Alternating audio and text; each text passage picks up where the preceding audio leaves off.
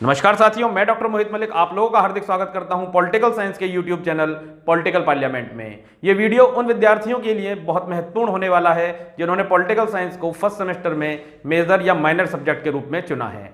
Political science के first semester में दो मुख्य महत्वपूर्ण प्रश्न पत्र हैं, एक थ्योरी का प्रश्न पत्र है और एक प्रैक्टिकल का प्रश्न पत्र है। थ्योरी के प्रश्न पत्र में जहां आपको हफ्ते में 4 घंटे की यानी रोज 1-1 घंटे की 4 दिन क्लास करनी होंगी, वहीं प्रैक्टिकल के सब्जेक्ट में आपको 2 दिन 2-2 घंटे की प्रैक्टिकल की क्लासेस करनी होंगी, तब जाकर आपके 6 क्रेडिट पूरे होंगे।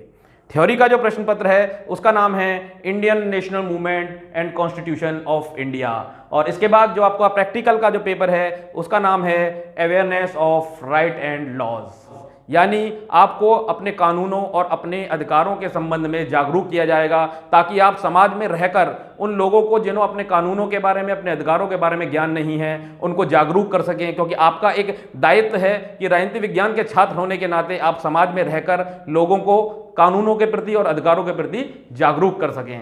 तो आज के इस वीडियो में हम थ्योरी के पेपर के पहले टॉपिक को लेते हैं जो कि संबंधित है भारत में राष्ट्रवाद का या राष्ट्रीय आंदोलन का उदय किस प्रकार हुआ। यह बहुत ही महत्वपूर्ण टॉपिक है और कई परीक्षाओं में लगातार बड़े प्रश्नों में और छोटे प्रश्नों में पूछा जाता रहा है, इसलिए आपको इस टॉपिक को बहुत ही गंभीरता से पढ़ना है। तो चलिए चलते हैं भारत में राष्ट्रीय आंदोलन के या राष्ट्रवाद के उदय के कारण। सबसे महत्वपूर्ण टॉपिक है और ये कोई पहला टॉपिक भी है और इससे संबंधित एक प्रश्न निकल कर आता है कि भारत में राष्ट्रीय आंदोलन या राष्ट्रवाद के उदय के कारणों की व्याख्या कीजिए। और यह पहले भी कई परीक्षाओं में लगातार दोहराया जाता रहा है, इसलिए इस प्रश्न को हमें महत्वपूर्ण मानकर आने वाली परीक्षाओं को ध्यान में रखते हुए इसकी तैयारी करनी है। और प्रश्न जो निकल कर आएगा वो आएगा भारत में राष्ट्रीय आंदोलन या राष्ट्रवाद के उदय के कारणों की व्याख्या कीजिए। तो चलिए चलते हैं कि प्रश्न की व्याख्या में हमें सबसे पहले अध्ययन के हमारे मुख्य बिंदु होंगे।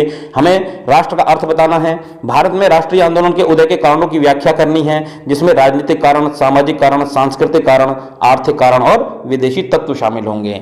इसके बाद सबसे पहले हम देखते हैं कि राष्ट्र का क्या अर्थ है। राष्ट्र की परिभाषा एक ऐसे जनसमूह के रूप में की जा सकती है जो कि समान परंपरा, समान हित और समान भावनाओं में बंधे हों, जिसमें एकता के सूत्र में बंधने की उत्सुकता तथा समान राजनीतिक महत्वाकांक्षाएं पाई जाती हों।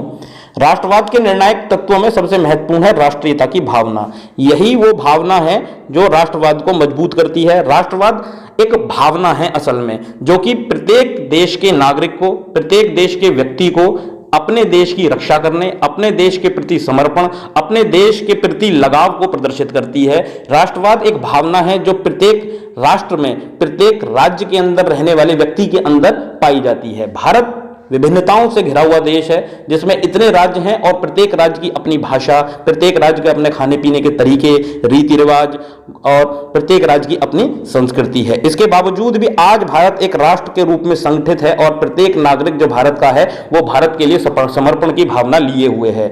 इस रूप में यदि हम देखें कि ये भावना जो आज भारत को राष्ट्र बनाती है, ये भारत में विकसित कैसे कैसे हुई, ये भावना जो आज विकसित हुई है ये किसका परिणाम थी, इस प्रश्न के अंदर हमें इसी की व्याख्या करनी है। तो सबसे पहले हम देखेंगे कि भारत में राष्ट्रीय आंदोलन का उदय 19वीं शताब्दी के उत्तरार्ध में भारतीयों में राजनीतिक चेतना का विकास बहुत तीव्र गति से हुआ। फलस्वरूप भारत में एक संगठित राजनीतिक आंदोलन का सूत्रपात हुआ।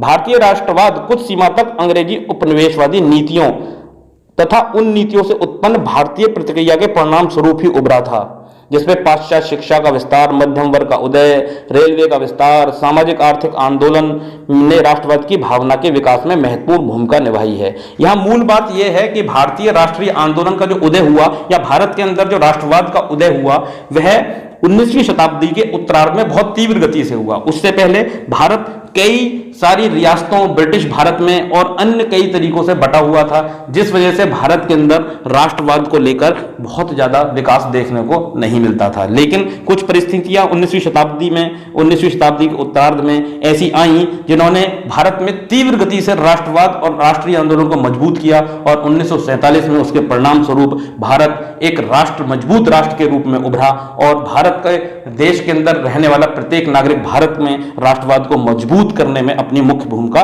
निभा रहा है। यह चीज कैसे विकसित हुई इसको हम अगली स्लाइड्स में देखेंगे।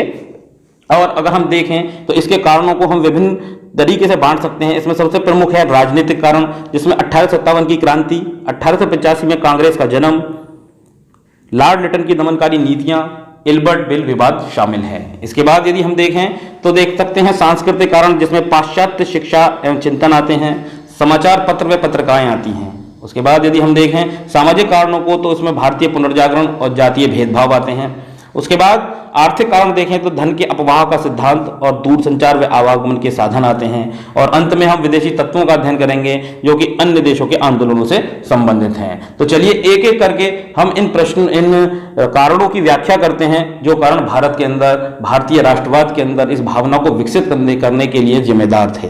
तो सबसे पहले हम राजनीतिक कारणों की व्याख्या करते हैं। तो राजनीतिक कारणों में यदि हम 1857 की क्रांति देखें, 57 की क्रांति का प्रमुख राजनीतिक कारण था अंग्रेजों की विस्तारवादी नीति और व्यवगत का सिद्धांत। 1857 की क्रांति पहली ऐसी संगठित क्रांति थी जिसने भारत के विभिन्न वर्गों को एकजुट करने में भूमिका निभाई। हालांकि यह आंदोलन अपने वांछित लक्ष्य को प्राप्त नहीं कर सका, लेकिन फिर भी इसने भारतीयों के अंदर एक राष्ट्रवाद के बीज बो दिए ताकि वो आगे चलकर वह बीज पुष्पित और पल्लवित हुए और उन बीजों के माध्यम से, उस वृक्ष के माध्यम से एक संगठित राजनीतिक आंदोलन बना और उस संगठित राजनीतिक आंदोलन की वजह से भारत आजाद हुआ और आज एक राष्ट्र के रूप में, विश्व के सबसे बड़े लोकतंत्र के रूप में आज भारत विश्व को रास्ता दिखा रहा है। तो चलिए अगला राजनीतिक कारण देखते हैं। 1885 में कांग्रेस का जन्म। 1885 में कांग्रेस का जन्म एक ऐसी अभूतपूर्व घटना थी जिसने भारत के अंदर एक संगठित राजनीतिक आंदोलन को जन्म दिया।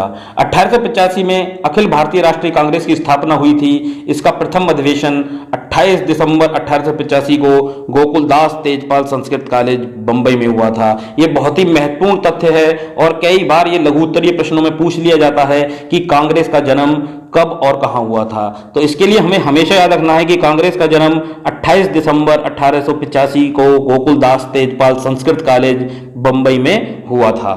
चलिए अगला राजनीतिक कारण देखते हैं। अगला राजनीतिक कारण है लॉर्ड लिटन की साम्राज्यवादी नीति। लॉर्ड लिटन जो कि एक अंग्रेजी वायसराय थे, उनकी साम्राज्यवादी नीतियों के कारण, उनकी एक शोषणकारी नीतियों के कारण भारत के अंदर राष्ट्रवाद के बीज पैदा हुए। सुरेंद्रनाथ बैनर्जी ने लिखा है कि राजनीतिक प्रगति के विकास में बुरे शासक प्राय अनजाने में जनता के लिए वरदान बन जाते हैं। चलिए अगले कारण देखते हैं। इल्बर्ट विधेयक वाद विवाद। इल्बर्ट विधेयक वाद विवाद बहुत ही महत्वपूर्ण वाद विवाद है। इसमें वायसराय लॉर्ड लिटन जो कि एक उदारवादी और योग्य शासक थे लॉर्ड लिटन के मुकाबले, और वह फौजदारी दंड विधान में प्रचलित जातीय भेदभाव को समाप्त करने का निश्चय कर चुके थे। इस उद्देश्य से उनकी कार्यकारिणी परिषद का एक कानूनी सदस्य पीसी इल्बर्ट ने 1883 में एक बिल पेश किया। इस बिल का उद्देश्य था भारतीय मजिस्ट्रेटों को यूरोपीय अपराधियों के मुकदमे सुनने का अधिकार देना, परंतु भारत में रहने वाले अंग्रेजों ने इसे अपना अपमान समझा और तीव्र विरोध कर दिया। यह बिल पास नहीं हो सका, परंतु इससे भारतीयों की आंखें खुल गईं। क्योंकि उनकी आंखें इसलिए खुली क्योंकि उन्हें एहसास हो गया कि अंग्रेज यदि संगठित होकर वायसराय से अपनी बात मनवा सकते हैं तो वह भी संगठित होकर अपनी बातें मनवा सकते हैं। पहली बार उन्हें एहसास हुआ कि संगठन में बहुत ताकत होती है। हेनरी कार्टर ने ठीक ही लिखा है, इस बिल के विरोध में किए गए यूरोपीय आंदोलन ने भारत की राष्ट्रीय विचारधारा को जितना एकता प्रदान करी, उतनी तो बिल पारित होकर भी नहीं हो सकती थी। पहली बार यह एहसास हुआ भारतीयों को कि अंग्रेजों के विरुद्ध यदि संगठित हो जाएं और संगठित होने के बाद अपनी बात को रखें तो उससे हम लोग अपनी बात को ज्यादा बेहतर तरीके से रख सकते हैं और अपनी बातें मनवा सकते हैं। चलिए आगे हम देखते हैं सांस्कृतिक कारणों को। सांस्कृतिक कारणों में हम देखें तो पाश्चात्य शिक्षा का प्रभाव। जो पाश्चात्य शिक्षा भारत में आई, जो विदेशी शिक्षा भारत में आई, उसने भारत को एकता में सूत्र में बांधने का प्रयास किया। भारत में विभिन्न भाषाएं बोली जाती थीं, जिसकी वजह से लोगों का एक दूसरे राज्यों के बातचीत करने में, मिलने जुलने में बाधा उत्पन्न होती थी। लेकिन पाश्चात्य शिक्षा, जब अंग्रेजी शिक्षा भारत में आई तो विभिन्न भाषाओं के फलस्वरूप जो राजनीतिक जागृति उत्पन्न नहीं हो पा रही थी, वह पाश्चात्य शिक्षा के प्रभाव के कारण उत्पन्न होने लगी। इसके साथ ही जो अंग्रेजी साहित्य भारत आया, उसके साथ स्वतंत्रता की भावना, अधिकार की भावना, कानून की भावना भी भारत आई और उन भावनाओं के तहत भारत में राष्ट्रवाद की उत्पत्ति हुई। राजा राम मोहन राय, दादा भाई नौरोजी, व्योमेश चंद्र बनर्जी, फिरोज शाह मेहता और गोपाल कृष्ण गोखले भारतीय राष्ट्र के सभी महान शख्सियत पाश्चात्य शिक्षा की ही उपज थे। चलिए अगली स्लाइड देखते हैं। भारतीय समाचार पत्र और साहित्य। भारतीय भाषाओं और भारतीय विचारधारा वाले पत्रों ने राष्ट्रीय आंदोलन को प्रोत्साहन दिया। शासन की त्रुटियों व दमन की नीति का खुलासा किया। इन समाचार पत्रों में जो महत्वपूर्ण पत्रिका थी वह थी अमृत बाजार पत्रिका, केसरी समाचार पत्र, मराठा समाचार पत्र, हिंदू, ट्रिब्यून आदि प्रमुख थे। भारतीय साहित्य ने भी राष्ट्रीयता के विकास में सहयोग दिया। बंकिम चटर्जी ने वंदे मातरम की रचना द्वारा भारत में एक नया जीवन फूंक दिया। समाचार पत्र पत्रिकाएं, ऐसी बहुत सी समाचार पत्र और पत्रिकाएं थीं और ऐसे बहुत सारे नाटक थे जिनके माध्यम से, जो मंचीय नाटक होते थे उनके माध्यम से भारतीयों में एकता और राष्ट्रवाद के बीज पैदा हुए, जिनकी वजह से भारत आने वाले वर्षों में आजाद हो सका। चलिए अगली स्लाइड देखते हैं। सामाजिक कारण। सामाजिक कारणों में बात करें तो भारत में सामाजिक पुनर्जागरण ने भारत में राष्ट्रवाद की भूमिका, राष्ट्रवाद को पैदा करने में बहुत बड़ी भूमिका निभाई।